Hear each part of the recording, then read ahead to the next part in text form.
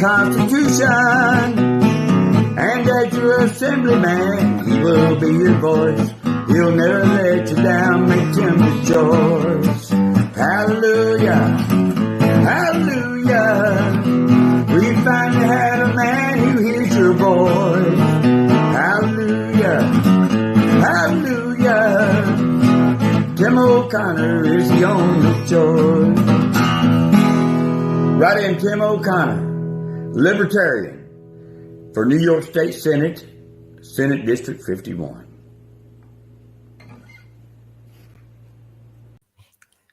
All right, guys, it's Thursday, September 17th, 2020. And as you noticed, I've taken a couple of, some of you have noticed, I've taken a couple of weeks off. And the reason why, guys, it's been an interesting couple of weeks. I did some hard campaigning. I drove around New York State and I followed Larry Sharpe out to Schoharie County and met a great bunch of people out there. I also then went up to Madison County, hung out with Larry, Jake Cornell, and Russ Penner for Freedom. These guys, they're two libertarians. They're actually on the ballot. They're running to hopefully make some change in upstate central New York, just like I am, and they're doing the job, man. And then I followed Larry out to Cortland County, Marathon, New York, where I hung out with Matthew McIntyre and Larry Sharpe and my buddy Dakota Finch, and it was a good time, guys. So I expended a lot of energy. I'm an internal optimist, guys. And remember, the likes, the shares, and the comments is why I do this. It's what makes this fun. So if you've got something to say, if you've got a question for me, tonight's an Ask Me Anything kind of deal anyway. I've got some prepped up stuff that I want to talk about. But the likes, the comments, the shares, the discussions, guys, the issues that we've got to face in upstate New York right now with this dystopian nightmare brought about by the COVID apocalypse, by a two-party system that literally props itself up against each other. It's one system based on two parties. Shout out to my buddy Hop Vent there, the Gideons. He crafted me up a little bit of a intro, and I simply love it, man. Hallelujah, right? Guys, and as you know, my tagline, man, success is not final, failure is not fatal. It's courage to continue that counts, and that's why I'm back on the air tonight. I'm not going away. I am running a legit campaign. I am asking for your votes because that's what we need in New York State, all right? We need this third party. We need to break up this duopoly. We need to break up this system of this money system where people are crafting platitudes. Guys, tomorrow night, I literally might campaign for my Democratic rival because he's not that bad of a guy. It's just, and let me explain that more, right? Why? Because I know that the way I present myself, the issues that I carry, and the things that are incredibly, incredibly important to me, and I think to you guys, they sound a little bit Republican. They're an extension of what I would call a small government conservative thing. But that's a big piece of what libertarianism is, okay? In my opinion, we have debates about it. Libertarians get a little bit, funky when I say that. But they also, a lot of them accept it, and it's an interesting reality. Okay, I believe in less government. George Bush sold me on compassionate conservatism. I backed that guy up, and then he went and started blowing up the whole world, man, and that was offensive to me.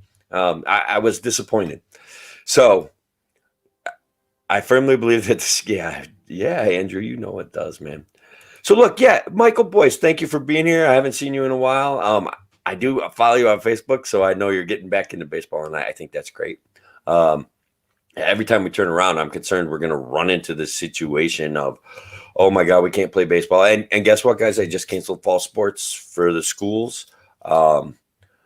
So there's some evidence out there that and guys, I haven't seen it in a study, and I read studies. I read studies about vitamin D. But there's some evidence out there that there are some long-term health effects about COVID.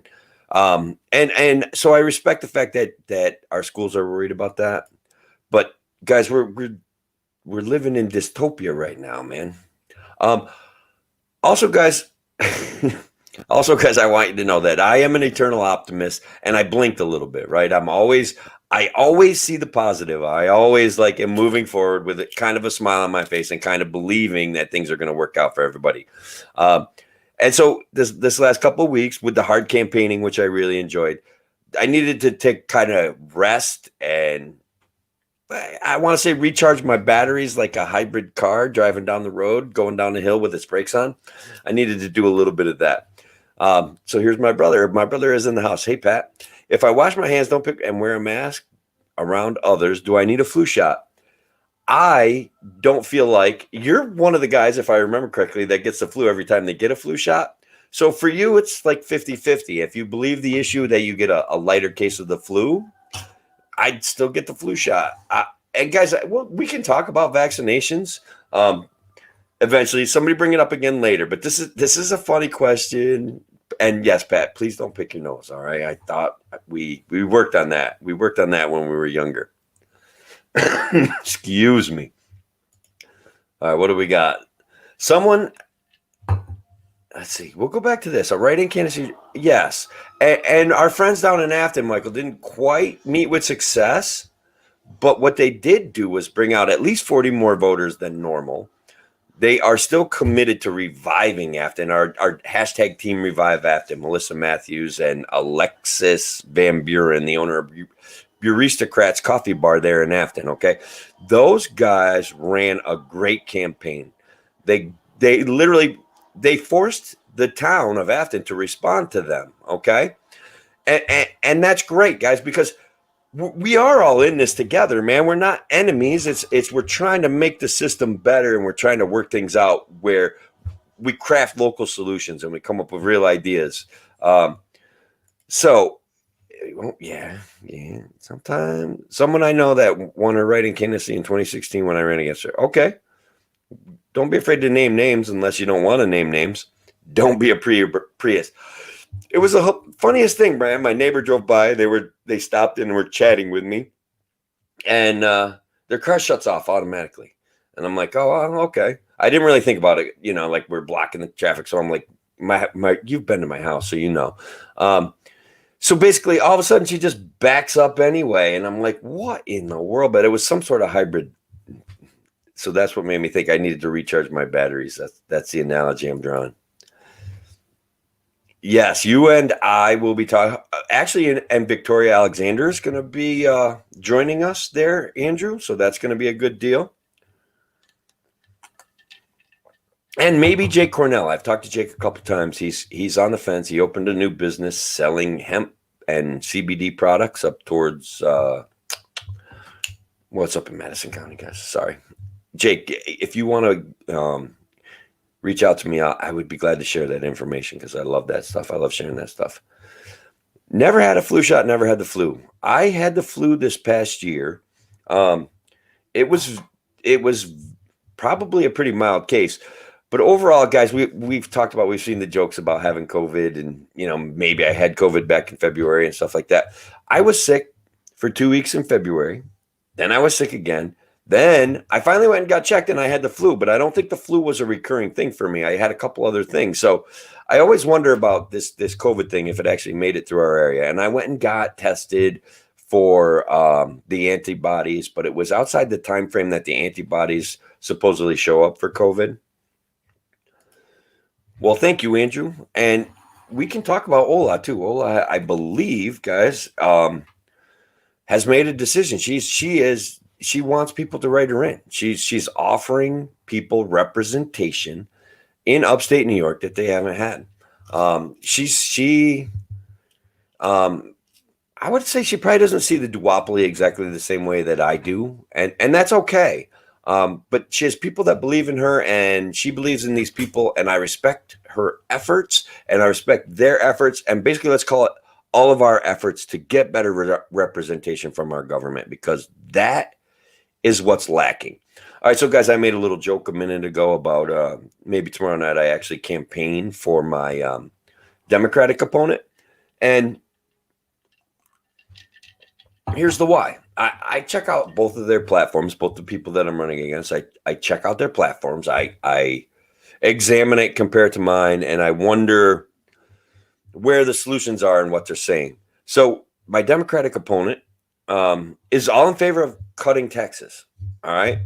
And my Republican opponent is all in favor of demanding money from Cuomo. I don't really see a big difference in that sort of behavior. Now, whether it's successful or not, let's in a way hope that either one of them or both of them are successful. But the reality is that we think about our governance and we take a hard look at what's going on and we do the work and we talk about sustainable energy generation. We talk about sustainable farming and we talk about regenerative farming, and we forgot a big piece of the picture. We need sustainable governance and we don't have it. The state's not paying its bills, and my Republican opponent's demanding money from Cuomo, and Cuomo's demanding money from Trump. And I look at that stuff, and it's exactly what I've been trying to explain to everybody for a really long time, that these systems, this duopolistic grow the government, shuffle around imaginary money stuff. Jake, please, I see you're there. Please put up your information about your CBD place. And also, these people would love to know if you're coming down to Oneonta, all right, for the big event with Larry. Excuse me. All right, so let's see. Just admitted he takes vitamin D. Of course he did, because it works, guys. I've read study after study. I've talked with the brilliant scientist, Dr. Mark Brayman. He's a lecturing professor at Syracuse University. I believe it's biochemistry. We've been talking about it since March. It was obvious. And guys, I'm telling you right now, it's right back there. Guys, I'm still stocking up on it. I'm not hoarding it, right? I don't think that hoarding is an appropriate deal, but I am going to have enough vitamin D for my family and yours, okay? Literally, and it's inexpensive. So every time you stop at the store and you buy some stuff, buy some vitamin D and stock up on it. It's the studies are significant. The stories that are significant. There's statistical science involved that says vitamin D reduces the severity of your COVID if you get the COVID, okay? And that's important. So Jake, yeah, congratulations, brother. By the way, I know that you just had a kid. That's fantastic. Guys, Jake is a young man running for, I want to say it's the 123rd, but please, bud, put your information here, okay? I want to share it with these guys because what you're doing is at least as important as what I'm doing, and you're on the ballot. All right. Save the Forest Farm. Yeah, Andrew, thanks for reminding me. I have that link programmed in, guys. You heard Robert Force on this show when we were hanging out. His story is important. It's a story about how counties can take people's property, and not compensate them for the extra money, okay? That literally he owed $20,000. They sold his farm for $50,000. The farm was worth $200,000 probably. Even whatever, put a real number on it, $125,000, $150,000, $175,000 at that time. This was an aggressive move to balance a budget by Otsego County, no matter what. And in part, at least in part, was because Robert has unpopular political opinions. I don't care what anybody says. I'm not afraid to say that over and over again. Robert wants to tell a story in his time frame, and that's fine with me. So guys, while you're here, remember to like, remember to comment, remember to share. And just in case, guys, we have to have alternate outlets. So if you have a YouTube deal, go over to Tim for New York State Senate. Search it in YouTube. I'll come up. Please like and subscribe there, because these videos are broadcast live on Facebook, on YouTube, and hopefully on Twitter, but I'm not sure if I've got that quite right. So please do that, guys. If you want to follow me on Twitter because I say some pretty funny stuff. There's my hashtag or whatever you want to call it at the Twitter world. So please do that. I would appreciate it. 121st. Thank you, buddy. All right. Good. I'm a little worried about the current guidelines in place. So we may have to change the venue, but we're going to have a good event. It's going to be well attended. I already have a significant number of responses. So, it's impressive that I have that. All right, because I am a write-in candidate, guys, and one of the things that concerns me, and one of the reasons why I may campaign a little bit for my Democratic rival, again, it goes back to I'm a conservative, I'm a libertarian, but this guy's not. He's not anything to be afraid of. All right, and if we buy the fixed game strategy of we have a Democrat representing Senate District 51, the Rust Belt of Central New York, the former agricultural dynamo of Central New York. We have a Democrat representing, and we play the fixed game strategy where because he'll get on the right committees and because he'll have access to the right people, he'll be able to get us grant money. The guy is no one to be afraid of. My Republican opponent is no one to be afraid of. It's not that. It's I know I have better solutions, and you guys have heard me talk about them, and I will always keep talking about solutions. All right. 121. Yeah. And thank you for posting that. Go to at Jake Cornell for Assembly because he's an option, guys. There's this Dan Butterman running against him, and John Salka. And I don't dislike either one of those guys. I'm a political machine. I'm a political animal. I check out their platforms. That's great. One of the things that bothers me about Butterman the most is that he got the New York State United Teachers Association. And guys, this is with all due respect to the teachers out there. Okay. Your union, the New York State United Teachers Union, is pushing for socialism and punitive taxation against the very few wealthy people that are left in New York State, period. All right, I'm not afraid to say it. You are a serious campaign, brother. I know you're going to be doing some live ops, some debates. I think all that stuff's great. I actually, even as a write-in candidate, got invited to a forum for all the New York State Senate District 51 candidates out of the people in Shenango County. The Democrats and the Republicans sponsor a forum. It's October 17th. Believe me, I am going to post that information to my page, and I will make whatever pieces of it available to you guys that I can. And look, guys, I don't care. They may be better candidates than me.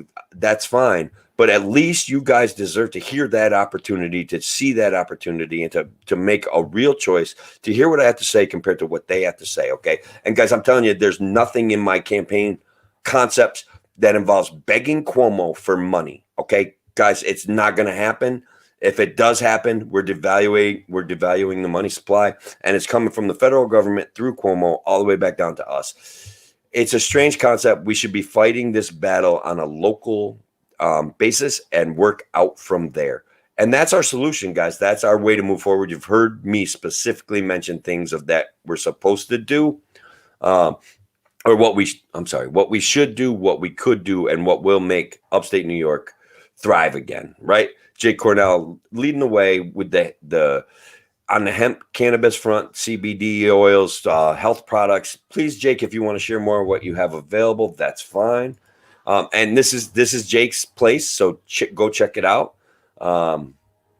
It would be great if we can. Again, guys, we have unused land to the tune 40, 50, 60,000 acres in Senate District 51 that used to be productive. We need to grow meat with that. We need to grow things like hemp. We need to treat farmers like they're entrepreneurs and let them build a few houses on their property. Let them subdivide appropriately because that will keep them in business. Back in 2008, when we had this tiny little housing boom in upstate New York, okay? Localities, municipalities, villages, and towns were going through and changing their regulation to protect what they were saying was to protect farming. And so they were saying farms can't build unless they subdivide off at least 5 acres. No farmer wants to give up 5 acres. They knew that. But guys, these guys all have road frontage. We could have had so much more success then. That was when I started realizing how we answer to virtue forced on us by other people, and it doesn't serve this, okay? My man Levi is in the house. Thank you, brother. I hope you do, man. I really seriously think you're one of the underserved individuals in our community. And thank you for being a young man doing the hard work and growing a family in this area, because that's rare. We need more of it. And guys, there's plenty of room in Senate District 51, man. There's plenty of room. And Levi, thank you for that pump up. I will totally kick your butt at Cornhole coming up here this weekend, because we're going to be shout out to my buddy Monica Birdsall. Happy Dirty 30, kid. We're going to see you this weekend, and I'm looking forward to it. All right. Yeah, you know what? Let's hit this issue, guys, because you guys saw me with Michelle Childress Osterhout and this Antifa BLM millennials thing. Antifa is one thing. BLM and Antifa are interacting. But Black lives do matter, and I think you know that, Chuck. I really, really do. Okay. It's this movement, this Marxist movement that capitalized on this outrage of what happened to George Floyd. And guys, it was outrageous. Okay. There's no walking it back. There's no excuse making. I love Candace Owens, but I didn't like what she has to say about George Floyd. And I'm sorry about that, guys, if that makes anybody mad, but that's real. Okay. So first of all, if Antifa is trying to stop us from voting, brother, that ain't happening. You know that, Chuck. You're gonna walk right through them. All right, like you know that. Okay. Plus, guys, there was a very concerning style protest set up down in Binghamton last week and went off, I think, basically without a hitch. So let's understand that there are things that we could do as a libertarian. I do want to talk about ending qualified immunity, not because it will put police in a hard spot. I think there's ways to work around putting good police officers in a hard spot with ending qualified immunity. But the carryover repercussions from ending qualified immunity, when judges behave badly in family court, when other petty bureaucrats, your tax assessor, let's say, just wants to be malicious to you and can hide behind qualified immunity. They all get to hide behind qualified immunity. If we do away with the concept of qualified immunity, and if you have questions about qualified immunity, ask them now. Okay. I will do my best to answer them. But qualified immunity is a real problem for all of our bureaucrats and for all of our holding our elected officials and the people they hire accountable. I hope I answered that question thoroughly enough. For any New York College students watching, support the Libertarian Party. And yes, guys, that's true. That's true. Do that because they have an interesting take on politics. They're working hard to spread this concept of liberty. They support guys like Thomas Massey and Rand Paul. And these guys are and they were supporting Justin Amash. They actually came to the Libertarian Party. So maybe they're still supporting him. I like Justin Amash, but one of the things that Justin Amash is incredibly anti-Trump. And I'm not incredibly anti-Trump. And guys, I do not think I'm voting for Donald Trump. I am committed to the concept of growing a third party. And guys, that's with all due respect to you guys who want to vote for Trump. I'm fine with that. That doesn't bother me. He does things that look third party-ish. He's funny. He really is funny, guys. He makes me laugh. And he says stuff that drives me crazy, and talked about taking the guns and then maybe offering you due process after he takes your guns. Guys, that's a real problem, okay? Union members don't always fall in line with the suits. Brother, I know that, but let me just, and you're one of the guys doing the hard work, again, living in upstate New York, working for who you work for. I don't want to give all your information away, but I know who you are, okay? So the work that you're doing is important. You're raising a family. You're working a job, all right? Of course, union members don't always fall in line with the suits. The suits are a political machine, man. They make money off of that. But libertarians are invariably comfortable with private sector unions. Now, me bashing the New York State United Teachers Union, and again, guys, that's with all due respect to my teacher friends, if I have any after this campaign. And guys, I'm sorry. that I am making fun of the New York State United Teachers Union, but they're Butterman has been endorsed by the New York State United Teachers Union, Jake. I think that you should read through that the New York State United Teachers Union thing and find some gotcha points in there. I'm a big fan of conversations. I don't even like debates. Like, I don't think we have to debate. I don't think we can grow our concepts together. But if you want to get him, read through that thing and hit him with some of that stuff, brother, because it is not economy friendly. It does not care one iota about the communities that these schools are in. I can tell you that. If we can grow onions, we should be able to grow marijuana. It is on the same level. It really, I get the argument that it's a gateway to other, substantial uses of other drugs. So, but I don't get putting kids in prison for it. I don't get any of that, and it's got to stop. And it should be deregulated to the point of where it can benefit a local farmer who needs a cash crop because it grows great around here, or so I've heard. All right, or so I've heard. Yeah, I knew it, Chuck. I knew that. And you recognize the difference between Black Lives Matter, the people that are offended by what has happened with certain levels of policing. And guys, at some point though, where do we pull back and go, oh my God, like the rhetoric has broken people and hurt them and caused them to start reacting violently, constantly. Guys, we're seeing cops get injured, and look, man, there's no joke. I want to end qualified immunity, but I don't want my cop friends to get hurt. I don't. I'd also like to end no-knock warrants. They are really dangerous, guys. Where 8 cops show up at your house at 2:00 in the morning.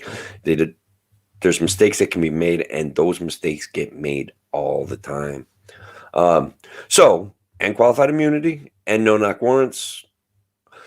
I'm comfortable with those positions. I don't think they're anti-cop. They're not. And guys, they're not anti-cop. They're not. All right. The biggest issue Oneonta is having with the school is a lack of city cooperation with local leaders. Local leaders are failing to listen, and community leaders can't do anything because the government won't let them. Yeah. Yeah. Let's see if we can hash that out. That Cuomo or the powers that be in the state administration. Okay, let's expand our understanding of this. Okay, if you're listening and you hate what I'm saying, that's fine. But let's hear this out.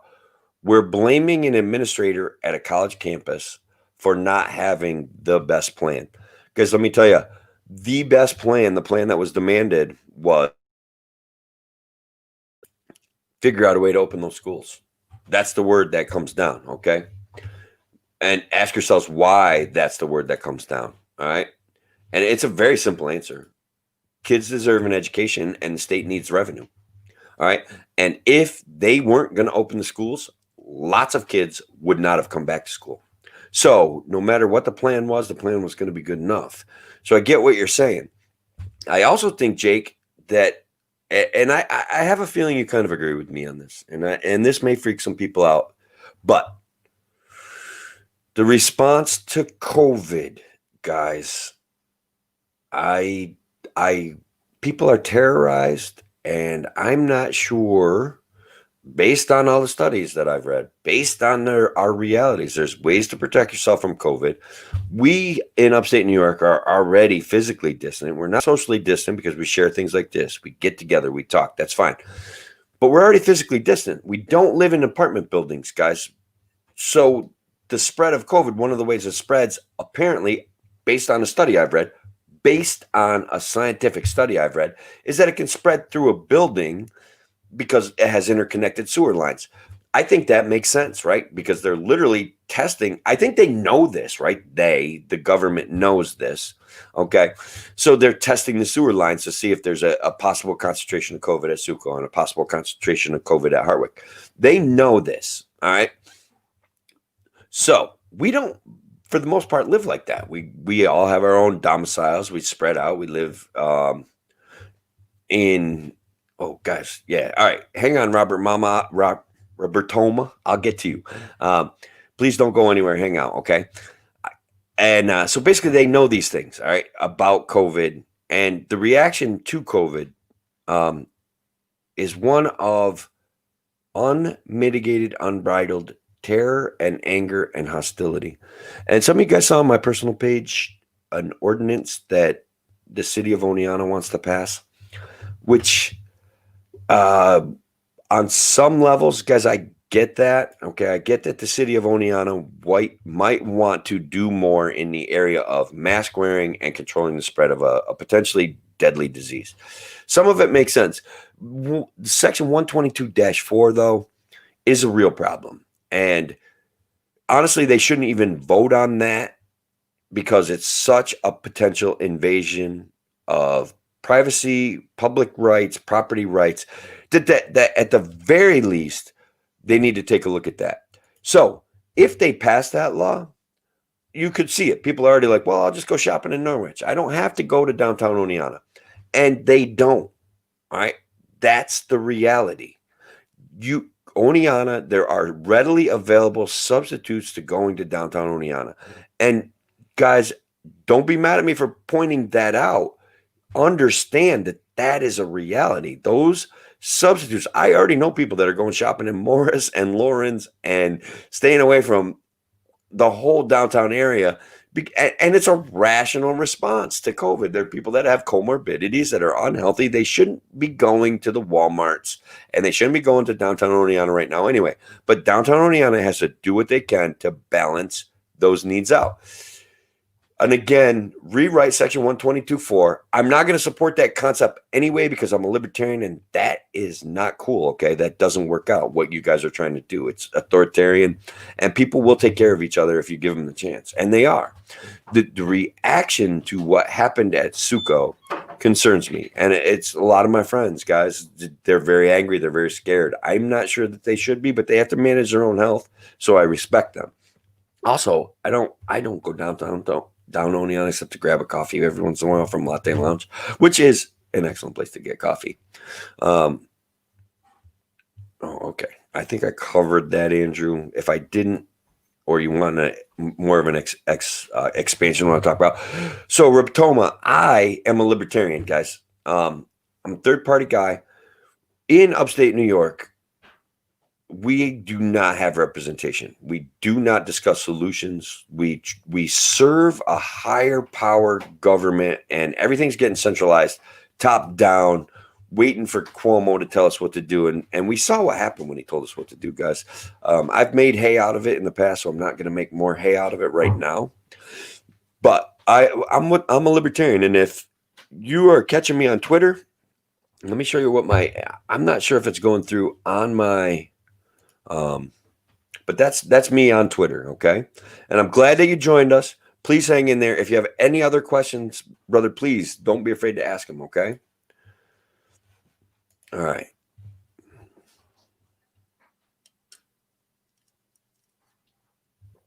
Yeah. Regardless of if it's in Washington, D.C. or Albany, this whole COVID thing is becoming political.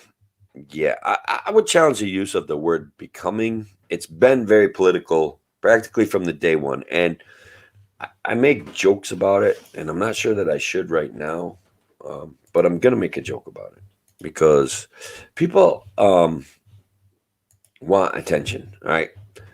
Very seriously, people feel like they're attention deprived. So they regularly want to be upset about something. They want to be hurt by something. They want to be angry about something. And so the government, to increase its power, and the media to increase its power, because it is competing with yokels like me who just want to have a conversation and are willing to just jump on Facebook and talk their faces off, and other guys that have better platforms like this Dave Smith and like Larry Sharp, guys. These guys are pros. I think I'm okay at this. And guys, it's great to talk to you, and the likes, the shares, and all that stuff. Very important to me. So it's been politicized. Science has been politicized. They're shouting down scientists. They're refusing to talk about comorbidities associated with the lockdown and kids losing their jobs and having money. And they're refusing to talk about it. And I think that that's a problem. Well, no. I don't think it's a problem, guys. It is, in fact, a problem. Um, so, um, as always, guys, I have favorite people that I want to give a shout out to. Congratulations to Dr. Mark Barreto for receiving some sort of award from John Salka. Now, I just want to point out, guys, Dr. Mark Barreto has punched a hole in the ACA where he's bringing, for $100 a month, he's bringing you a general practitioner who can do house calls, who can do opiate addiction treatment, who can trade 2 chickens for a mole removal. Okay. And so Salka came along and gave him an award for that. But I just want to point out that I saw that months ago, man. And that is how I think. And I think it's important to remember that these things, these solutions, these concepts, these ideas, if we can grow them, we will provide our children with a better future. All right. And again, congratulations to Dr. Mark. Head over to Barreto Family Medicine on Facebook. If it's something that can benefit you, please consider signing up. Basically, for $100 a month, and if you take a look at your co-pays and your spend downs that are associated with your current insurance policy, I think there's a lot of people that can save a lot of money and still have really excellent care provided by a local guy that cares about his community. I mean, he's a Boy Scout leader. He's got his office is right in Otsego. And guys, I see his posts, and he's growing a business. And guys, I've known him for a long time. I've known his wife for a long time. These are good people growing their family in our community. And so it's a double-edged thing. If you have a business and you can take 5 guys there, he's going to cut you a good deal, man, or five people. All right. Because you all can figure out a way to save money and start participating in what I call, it's an old dynamic, but now it's a new dynamic, an old dynamic of having a local general practitioner who provides you with actual care and actual service. That's what he's doing. He's dedicated to it, and he's making the world a better place. And honestly, guys, as a libertarian, those are the kind of solutions that make sense to me, that work for me. So I need some more likes, some more shares, guys. And look, I've got some big traveling to do. I got to go up to Auburn. I've got to go out to Delhi, Oneonta, up to Herkimer. These are for events with Larry Sharp. And so if you can make a donation, guys, please consider making a donation. This is my donor box link. I think if you go to donorbox.org and you look up Tim O'Connor for New York State Senate, District 51, you'll get to my link. If not, I'll post it up top on my Senate page. And these things will help spread the message of libertarianism. These things will help people meet me face to face and understand that I'm a real candidate, that the write-in concept can work. Just like Andrew pointed out, we've got a Republican conservative. I think she's a conservative. She says she's a Republican, but I think she's a conservative, and I think she's very close to libertarianism, running because she wants to serve her community, and I think that's great. And a big shout out to my friend Ola. I think she's wonderful. A big shout out to the Old Fire, the new Old Guard New Fire group, because they're awesome. They understand the importance of the Second Amendment. They understand what we're trying to do. They understand that our representation is important, that growing things local, community-oriented, pushing back against virtue signaling laws that punish your neighbor, guys. That our local officials are writing laws all over Senate District 51 that are punishing our neighbors. They're writing zoning laws, they're writing animal control laws, and they're trying to get them passed. And I don't necessarily understand why. I do understand why, but I'd love to hear it if you guys had ideas as to why.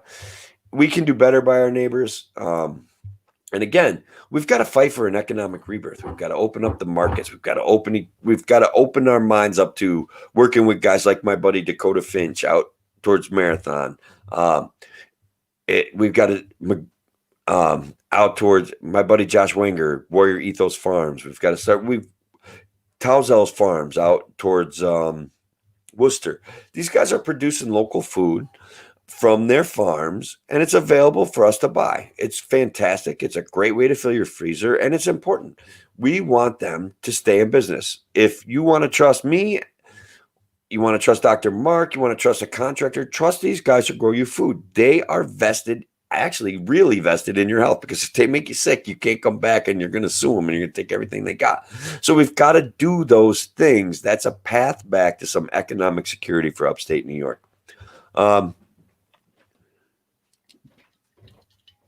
It's an ask me anything, guys. So I haven't had questions in a few minutes. I'm thinking about wrapping it up, but I don't know. I want to give you another chance to ask a few questions. Oh, on my list of things, guys, we talked about 3 weeks ago, we talked about a rural broadband issue up near a lake community. And guys, I actually have good news. I talk about how the state grants licenses and territories, and Spectrum runs fiber optics down a road. And there's a community slightly off that road, but because Spectrum does a cost-benefit analysis, they can't put together enough justification to run the last mile or last 3 miles of this fiber optic deal, okay? So was talking with a potential constituent. We went up around, we surveyed the area. And so I told him to call your senator. And I told him, so basically what he did was he kept making calls. He called the senator. The senator didn't want to get his, couldn't get involved in it because he's retiring. So he called the governor's office, and he called the governor's office once, and he called the governor's office twice. And so basically what he did was, through activism and the reality that children need internet, was able to craft or able to get a special dispensation for the other internet provider in our area to take that last mile off of Spectrum's hands and deliver rural internet access to a large group of people that offers us. And guys, as a libertarian, my most unlibertarian stance is that rural broadband internet access should at least be considered on some level infrastructure. If our communities need to grow, which they do, okay, we need to take a look at how to provide internet access almost every place we can, okay? And so this one was pretty easy. All that had to happen was someone waved a magic wand. I think it should be opened to competition right from the start. And I'm afraid by the time all the fiber optic gets installed and we spend billions on it, and they already burn up our tax dollars from our Spectrum bill, that Elon Musk is going to have crafted a solution that uses spacecraft to deliver internet, but that's okay. We need more cell towers in the county. That's possible. It would, I think, yes, cell service probably sucks where you are. It is intermittent where I am and when I leave my house. They do seem to they seem to be adding cell service pretty regularly. So let's hope the free market provides a solution for that, though I don't think it will. All right, guys, it's been about 45 minutes. I'm trying to think. I got one more subject that I want to cover. As we move forward and we fight for our rights in upstate New York, one of the areas where things get confusing for me is the Second Amendment rights that we have that are constantly being abridged in New York State. How do we get them back? And I'm going to tell you that appealing to the NRA to protect our Second Amendment rights in upstate New York is not the way to go. Okay? They are a big, huge lobbying firm that creates and crafts and gets lots and lots of money, and that's basically what they become. So, Otsego County Second Amendment Sanctuary, 2A NYS, Shenango County Second Amendment Sanctuary. These are all groups that are getting petitions together that want to go to their local county boards and have our counties declared Second Amendment sanctuaries. Now, that's in line with the Constitution. That's in line with the New York State Constitution. Hi, Denise. Your internet service is good. That's good, but aren't you in a densely populated urban area or close to one? So I think those groups are more important than getting involved with the NRA. And if you want to have impact, go to Otsego County Two-Way Sanctuary.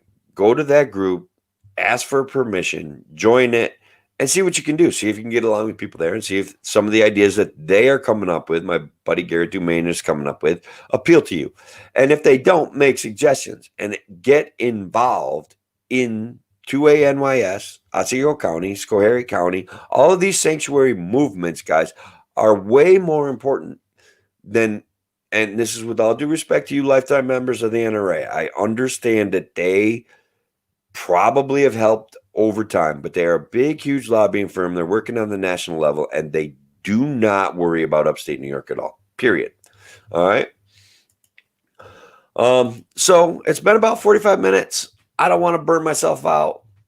Just kidding. I do enjoy this. I enjoy the likes, the shares, the comments. If you can swing me a donation, that's great. If you can go and follow me on YouTube, if you can hook up with me on Twitter, all of those things are incredibly important because we need to have these avenues of communication, and I need gas money for my car to make it to all the events that I want to do. So here again is the link to my donation page. I want to thank everybody that was here tonight.